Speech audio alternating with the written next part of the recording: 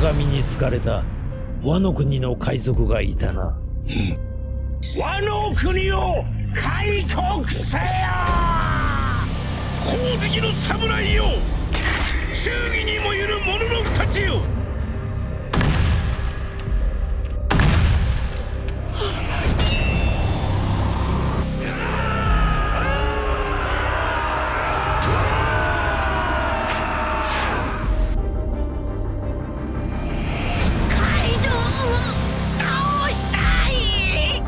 Wano Kuni, le pays dont personne ne peut entrer ni y sortir. Voici comment cette contrée nous fut présentée. Elle est éloignée de la civilisation et même crainte par le gouvernement. Pourtant, une grande histoire réside dans ce pays. C'est ici que régnait le clan Kozuki, les créateurs des poneglyphes, stèles sacrées capables de révéler l'histoire du siècle manquant. Mais finalement, que savons-nous vraiment de cette nation fermée au reste du monde? Connaître ses secrets permettrait alors d'en savoir davantage sur un autre, le trésor du One Piece. De l'œil droit de Shandora au démoniaque Oz, en passant par Im et l'ancien pays des dieux abritant les Lunarians, tous ces mystères jusque-là cachés de l'œuvre pourraient être dévoilés grâce à une seule chose, l'étude de la carte du pays des samouraïs. Dans le SBS tome 100, Oda nous dévoile la source originelle de la carte de Wano Kuni. Celle-ci tirait son inspiration de nul autre que la carte du Japon. Ainsi, chacune des régions de Wano et Onigashima représentait une nippone associée à ces légendes. En étudiant chacune d'elles, j'ai réalisé à quel point Oda avait introduit de nombreux mythes issus de ces différentes contrées. Dans cette vidéo, on va donc se concentrer sur la région la plus énigmatique du pays des samouraïs, le désert de Kibi. C'est lui qui va nous permettre de comprendre l'énigme entourant le personnage d'Oz, son lien avec Shandora, mais surtout découvrir que Wano Kuni serait lié au légendaire navire des enfers, l'arme antique Pluton. Pour comprendre comment tout ça est possible, il va falloir nous plonger dans les plus anciens écrits du Japon et apprendre de cette île ancestrale qu'on appelle aujourd'hui le pays du soleil levant. Alors avant de débuter, je vous demanderai qu'une chose simple et gratuite, me soutenir en vous abonnant à la chaîne, liker et partager cette vidéo au maximum car ça permet d'être mieux référencé et de soutenir tout le travail que ça implique. Je vous en remercie sincèrement et à présent, installez-vous confortablement et partons sur les traces des récits qui ont fait naître la terre des samouraïs. Voilà 3 ans maintenant que nous avons parcouru l'histoire japonaise de l'ère Edo. Cette époque, qui fut la source d'inspiration principale de l'arc Wano Kuni, m'a permis de prédire nombreuses choses qui se sont confirmées dans One Piece. Le nom du shogun Orochi, serpent à 8 têtes, sa vocation de diriger le pays venu de son grand-père, la présence d'un traître en la personne de Kanjuro, ou encore l'origine du symbole Kozuki et de l'importance des clans de la lune associés aux saisons. Aujourd'hui, tout ceci semble évident, mais il y a 3 ans, tous ces sujets n'avaient jamais été évoqués dans l'œuvre. C'est pourquoi l'histoire du Japon est la clé permettant de comprendre le secret qui entoure One Piece. Lorsqu'Oda a confirmé avoir calqué la carte de Wano Kuni à celle du Japon, une quête du savoir a envahi mon esprit. La première contrée à ouvrir le rideau est Kibi et son mystérieux désert, apparu pour la première fois au chapitre 929 grâce à Zoro. Son nom, traduit par Mie ou Dengo, symbolise l'île japonaise Shugoku, et plus précisément Okayama, célèbre pour ses pêches et ses kibidango. Ces 2 aliments sont à l'origine du célèbre conte Momotaro. Ce prince né d'une pêche ayant offert au singe, chien et faisan un kibidango pour l'accompagner dans sa quête de vaincre l'ogre Tonigashima. Un récit qui se prête parfaitement aujourd'hui à l'histoire de Momonosuke et son pire ennemi Kaido. Cependant, bon nombre de personnes ignorent la véritable source de ce mythe, celle du prince de légende Kibitsuhiko no Mikoto, parvenu à vaincre et crever l'œil de l'ogre Ura, régnant sur la province de Kibi et demeurant dans le château du démon. Cet ogre, habitant le château du démon ou Onigashima selon les versions, n'est pas sans rappeler Kaido, l'homme aux 100 bêtes. Pourtant, ce n'est pas lui qui va nous intéresser aujourd'hui, mais davantage le personnage qui lui est associé, Oz, le transporteur des continents. Nombreux sont les fans à avoir noté la ressemblance physique entre ces 2 monstres, jusqu'à se demander si finalement Kaido ne serait pas un descendant de ce géant antique. Et c'est une très bonne interrogation. On ne sait pratiquement rien de lui, si ce n'est qu'il était autrefois surnommé le démon. Quand on observe Onigashima à présent, il est assez facile de voir la ressemblance évidente avec le crâne d'Oz. Sans compter que c'est dans cette même contrée que le précieux kazakh d'Oz Junior fut confectionné par Ace. La question est à présent, pourquoi cette race de géants antiques est-elle si liée au pays des samouraïs? Kaido a aujourd'hui pour projet d'installer Onigashima au centre de la capitale des fleurs. Et ce projet fou pourrait en réalité cacher un grand secret, celui de montrer que Wano Kuni n'est autre que la véritable terre d'Oz. Pour comprendre, revenons rapidement à la légende de l'ogre Ura et du prince qui était parvenu à crever l'œil du démon. Lorsque l'on regarde un peu plus près le visage d'Oz, on observe que tout comme l'ogre Ura, il lui manque un œil, et plus précisément son œil droit. Cet œil et cette notion de démon m'a alors ramené à une contrée dans One Piece que vous connaissez bien maintenant, la majestueuse cité de Shandora. C'est ici que régnait le guerrier Kalgara, surnommé le démon. Il avait en charge de protéger l'œil droit de Shandora, là où trônait la cloche d'or sur les terres de Jaya. Cette terre qui, tout comme Onigashima, formait un crâne. À présent, en mettant bout à bout ces informations, une chose incroyable apparaît. L'œil droit de Shandora était le lieu où était gardée la cloche d'or, tandis que de l'autre côté, l'œil gauche était manquant. Concernant le visage d'Oz, c'est bien l'œil gauche qui est présent et l'œil droit qui est manquant. Quant à la référence à l'or, Wano était appelé par le passé le pays doré, ce même lieu où Kaido souhaite aujourd'hui y installer Onigashima. En assemblant ainsi le crâne d'Oz et celui de Jaya, les deux yeux se rassemblent. Vous n'êtes peut-être pas encore convaincu, mais attendez la suite. En remontant à la genèse du Japon, pays ayant inspiré Wano Kuni, on découvre les livres sacrés appelés le Kojiki et le Nihon Shoki. Ces recueils de mythes relatent la création du Japon et sont à l'origine des rites et croyances du shintoïsme. Dans l'un d'eux, il est raconté la naissance des trois dieux principaux, Amaterasu, Susanoo et Tsukuyomi. Après s'être enfouis du royaume des morts, leur père Izanagi se purifia le visage dans l'eau. Et c'est ainsi que de son œil gauche fut né Amaterasu, le soleil, de son œil droit, Tsukuyomi, la lune, et de son nez Susanoo, dieu du vent. En comparant à présent cela à One Piece, l'œil droit de Shandora correspond bien au dieu de la lune Tsukuyomi, là où trône le peuple lunaire Shandia, tandis que l'œil gauche associé à Oz correspond à Wano, aussi appelé le pays du soleil levant, et s'associant à Amaterasu, déesse du soleil. Wano et Shandora seraient donc bel et bien liés grâce à ce détail, et ce n'était pourtant pas le seul. On retrouve par exemple le symbole du Magatama des nerfs, caractéristique de la proto-histoire du Japon, le visage du Bouddha qui orne l'arche Maxime, ou encore des objets en granit marin tels que les jet skis de Weeper. Or, comme nous l'explique Hawkins au chapitre 924, ce matériau est originaire de Wano, et seuls les artisans de ce pays sont à même de le travailler. Des détails troublants qui ne s'arrêtent pas là. L'importance des esprits se retrouve dans ces deux croyances. Chez les Shandia, leurs ancêtres sommeillaient en chacun des arbres de la forêt sacrée, tandis qu'à Wano on les nomme les yokai, esprits résidant dans la faune, la flore et même dans des objets. La flamme de Shandora, symbole des ancêtres décédés, devient alors le festival du feu à Wano, où les habitants célèbrent les défunts et écrivent un souhait pour leur rendre hommage. Le chant de la cloche de Shandora, qui symbolisait la paix, se répète aujourd'hui avec les tambours japonais, marquant le retour de Joy Boy et la libération de Wano Kuni. Enfin, cet événement était marqué par la danse, où les peuples chantaient et dansaient autour d'un feu de joie, tandis qu'à Wano, cette fête prenait le nom de Kagura doré. Ainsi, comme on peut le voir, Oda fait un véritable parallèle entre ces deux arcs, bien qu'ils soient de mythes et cultures différentes. C'est pourquoi je me suis demandé si un lien plus grand existait entre la cité d'or de Shandora et Wano Kuni, le pays doré.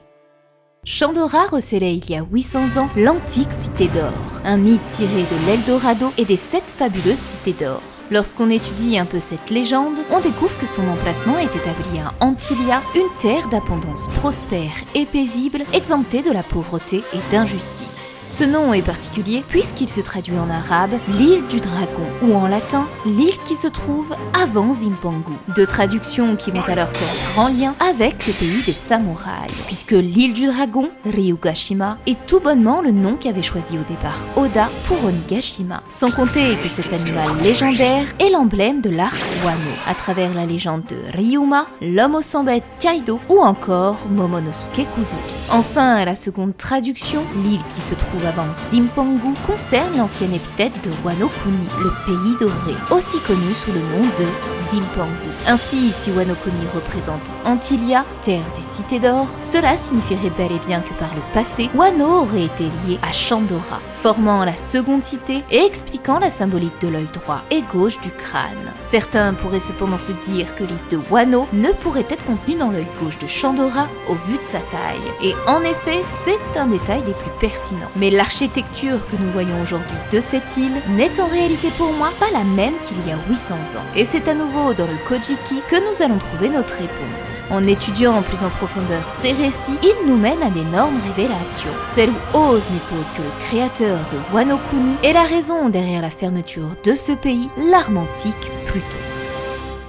Après le mythe nous ayant conté la naissance des 3 dieux principaux du Japon, on continue notre exploration des légendes du Kojiki. Parmi elles existe celle d'Izumo, aussi appelée Kunibiki, le tirage de terre. Il nous est raconté qu'un descendant de Susanoo aurait bâti un pays en approchant plusieurs îles. Ce dieu fit un jour le constat que les contrées conçues par les dieux étaient bien trop petites. Muni de sa bêche, il sépara des terres pour ensuite les recoudre délicatement entre elles. C'est ainsi qu'est né Izumo, le pays dont ce dieu n'avait de cesse de dire « on est trop à l'étroit ici ». Des mots identiques à ceux prononcés par le grand daimyo du pays des Wa, Oden Kozuki, et qu'on retrouvera également avec Luffy. Quant à l'histoire du tirage de terre, il s'agit tout simplement de la légende entourant le mystérieux et démoniaque Oz, aussi appelé le transporteur de continents. Selon Moria, ce monstre vieux de 500 ans aurait réuni en un seul endroit toutes les îles qu'il avait conquises, et en a bâti un pays uniquement fait pour les viles âmes. À présent, si nous assemblons ces deux récits, cela signifierait que les terres rassemblées et conquises par Oz ne seraient autres que Wano Kuni, le pays des samouraïs.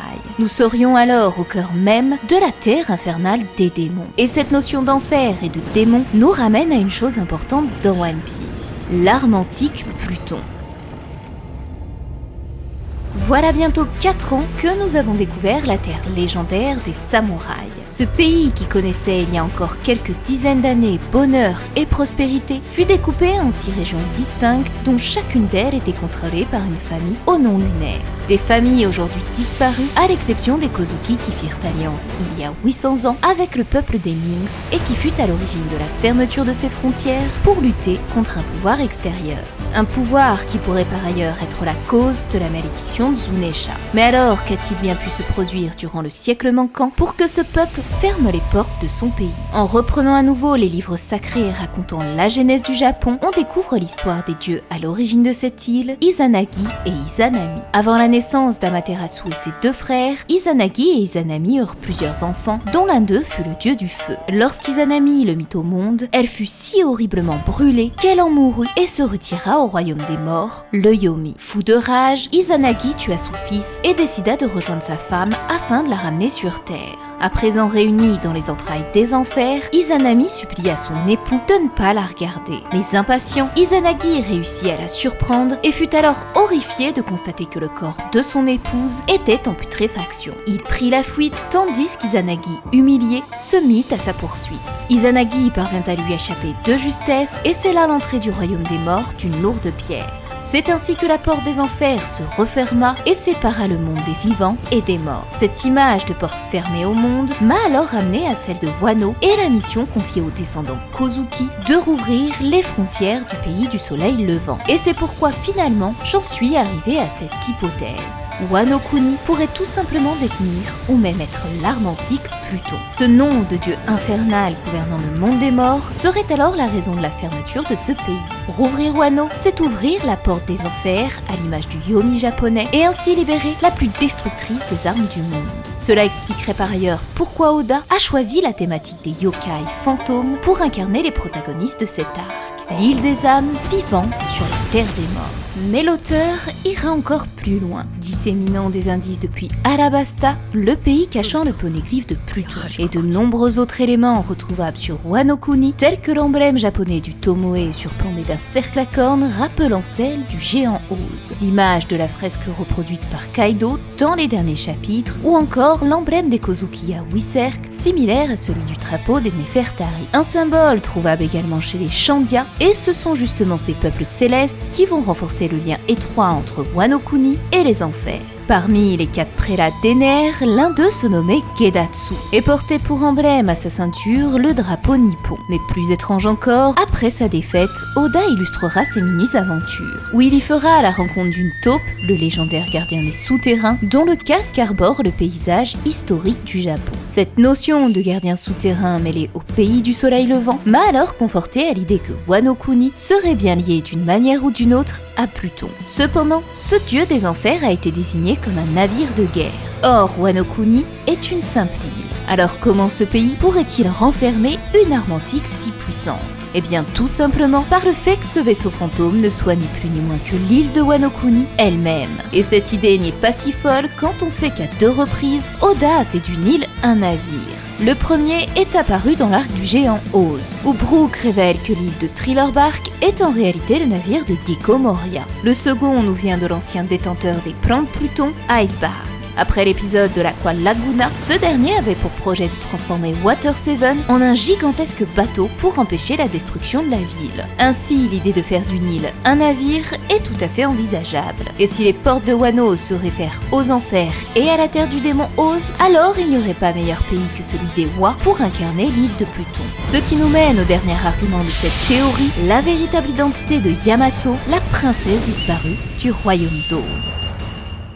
Voici maintenant 2 ans que vous avez découvert ma théorie sur l'arme antique Pluton, inspirée du navire de guerre japonais, le Yamato. Quelques chapitres plus tard, Oda nous dévoile le nom de l'enfant de Kaido, qui n'est autre que Yamato. Fruit du hasard ou non, cela m'a conforté à l'idée que cette dernière pourrait finalement être la reine capable de contrôler cette arme de destruction. Comme on l'a vu précédemment, le légendaire démon d'Oz semble avoir un lien étroit avec l'homme aux 100 bêtes. Et c'est pourquoi étudier Oz permettrait d'en savoir plus sur cette famille. Le nom de ces géants antiques peut être assimilé au très populaire conte Le magicien d'Oz de Frank Baum. Je pense que vous êtes nombreux à connaître l'histoire de Dorothy et ses amis, l'épouvantail, le chasseur et le lion. Oda aura d'ailleurs très bien illustré ces personnages dans la couverture du chapitre 794, sans compter l'existence de la cité d'émeraude mentionnée par Bellamy. Et c'est dans le second volet de cette œuvre, la princesse Ozma, que nous pourrions comprendre le rôle de Yamato et le plan de Kaido à vouloir que son fils obtienne le trône légitime du shogun et règne sur ce pays.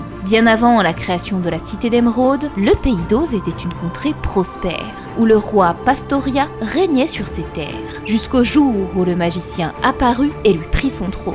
La seule chose qui restait de ce roi était sa fille, la princesse Ozma, héritière légitime du trône royal. L'enfant fut enlevé par le magicien et la fille disparaît grâce à la sorcière Mombi qui la transforma en petit garçon et en fit son esclave. Plus tard, cette malédiction sera annulée grâce à la bonne fée. Ozma retrouvera son titre et son identité comme étant la reine du royaume d'Oz. À présent, si Wano Kuni est le royaume de l'ancien géant antique Oz, alors la princesse Ozma serait bel et bien Yamato. Cet enfant considéré comme un homme, mais qui se révéla être une femme. Le plan de Kaido serait alors de restituer Yamato sur son trône et ainsi rendre à Wano Kuni sa véritable apparence, celle du royaume du démoniaque Oz. Yamato, la reine du pays des enfers, gouvernerait le plus terrible monstre de l'histoire de la construction navale, l'arme antique Pluton, endormi jusque-là dans ce pays fermé au reste du monde.